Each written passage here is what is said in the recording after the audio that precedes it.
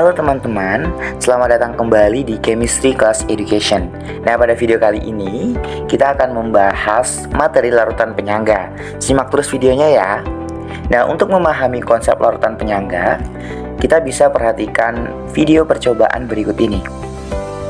Terdapat larutan A dengan pH awal 5 yang kita masukkan ke dalam 3 tabung reaksi sebanyak 20 ml. Selanjutnya, pada ketiga tabung reaksi tersebut ditambahkan 3 larutan yang berbeda. Tabung reaksi pertama ditambahkan 5 ml larutan asam. Setelah larutan itu tercampur, terjadi perubahan pH menjadi 4,99. Berikutnya, pada tabung reaksi kedua larutan A ditambahkan dengan larutan basa sebanyak 5 ml. Terjadi perubahan pH menjadi 5,01. Dan pada tabung reaksi ketiga larutan A ditambahkan air atau pengenceran sebanyak 5 ml. Nah, setelahnya tidak terjadi perubahan pH atau pH tetap. Oke, kita lanjutkan ke percobaan larutan B. Sama halnya dengan larutan A, larutan B juga kita masukkan ke dalam 3 tabung reaksi dengan pH awal larutan adalah 8. Pada percobaan pertama, ditambahkan dengan sedikit asam dan terjadi perubahan pH menjadi 7,99. Selanjutnya, pada tabung reaksi kedua larutan B ditambahkan sedikit basa, terjadi perubahan pH menjadi 8,01. Kemudian, pada tabung ketiga reaksi ditambahkan air atau pengenceran dan pH larutan tetap. Nah, jadi teman-teman, dari 2 percobaan sebelumnya dapat kita simpulkan bahwasanya ini adanya penambahan sedikit asam ataupun sedikit basa ataupun pengenceran pada larutan A dan B hanya mengubah sedikit pH larutan dengan nilai yang tidak signifikan.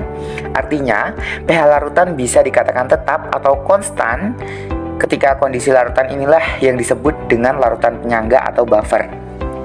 Jadi, larutan penyangga adalah larutan yang dapat mempertahankan pH saat terjadi penambahan sedikit asam, sedikit basa, ataupun pengenceran. Oke, topik selanjutnya kita akan membahas tentang komponen penyusun larutan penyangga. Jadi larutan penyangga ini terdiri dari 2 jenis ya teman-teman, yaitu ada larutan penyangga asam dan larutan penyangga basa. Pada larutan penyangga asam, komponennya dapat kita amati pada reaksi berikut, di mana larutan CH3COOH dicampur dengan larutan garam CH3COONA. Nah, kita ketahui bahwasanya CH3COOH merupakan asam lemah dan CH3COO- adalah basa konjugasinya. Jadi, pada larutan penyangga asam, komponen larutan penyangga ini terdiri dari asam lemah dan juga basa konjugasinya. Pada larutan basa kebalikannya nih.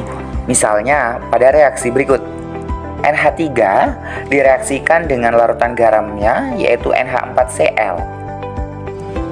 Nah, NH3 ini merupakan basa lemah dan NH4+ adalah asam konjugasinya.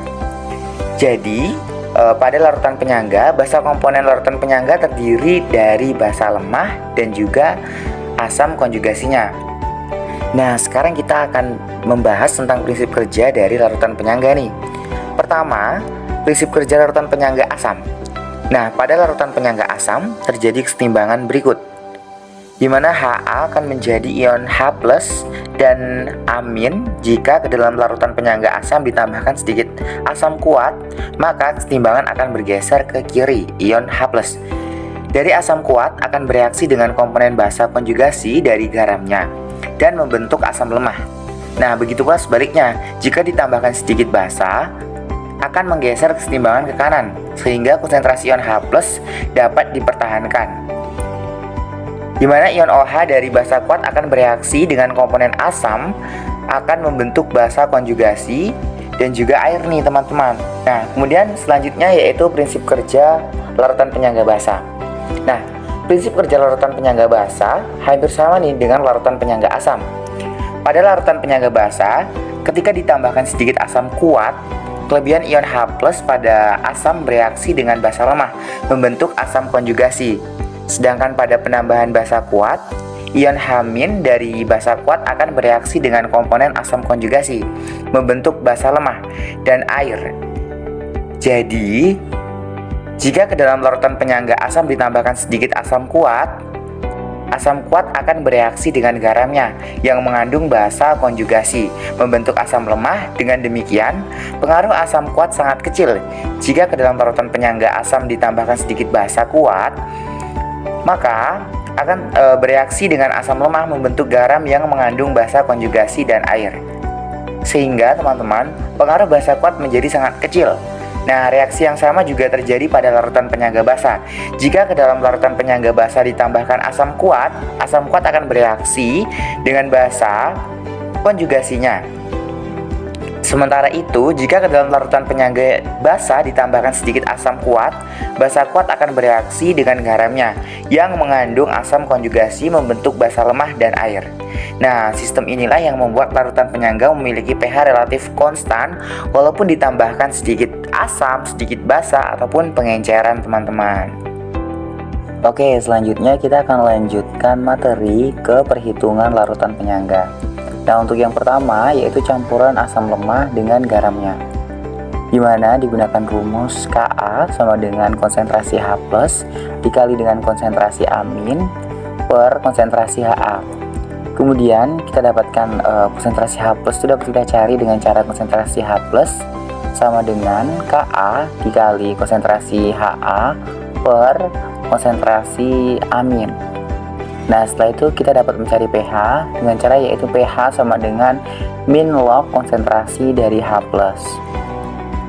Nah, adapun untuk keterangannya, Ka ini merupakan tetapan kesetimbangan asam lemah, kemudian konsentrasi Ha merupakan konsentrasi asam lemah, dan juga konsentrasi amin merupakan konsentrasi anion dari garamnya. Untuk selanjutnya yaitu campuran basa lemah dengan garamnya, di mana kita dapat menggunakan rumus Kb sama dengan konsentrasi B+ dikali konsentrasi OH- per konsentrasi BOH.